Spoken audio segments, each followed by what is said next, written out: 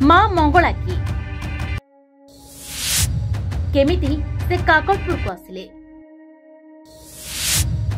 मां मंगला को नामकरण किपरि होइथिला आसंतु जानिबा संपूर्ण मां को विषय।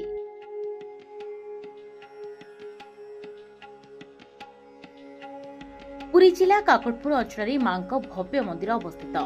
किंबदंती कहे प्राचीन काल मां मंगला प्राची नदी कूल रही आसुथिले।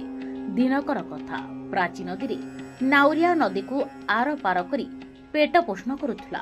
प्रतिदिन भली से दिन मध्य नाउरियाटी प्राची नदी को जाउथला।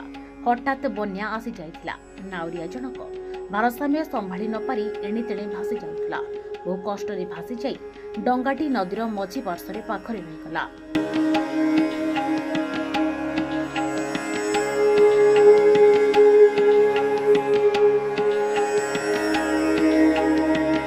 आश्चर्य और अलौकिकर कथा एते बड़ बन्यारे डंगाटी केउठाकु न जाई नदी मझिरे अटकी रहिथिला। जहा फଳରେ नाउरिया और डंगाटी सुरक्षित भाव में रक्षा पाई जाइथिले।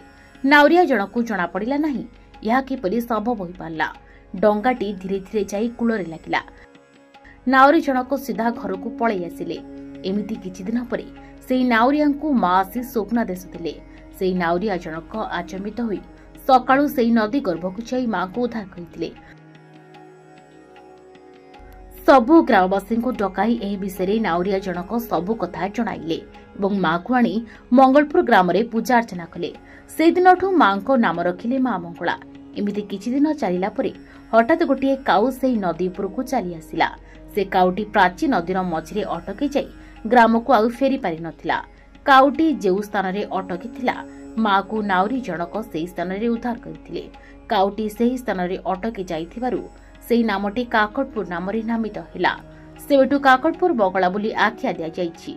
एहा थिला काकटपुर मां मंगलांकर गुप्त रहस्य।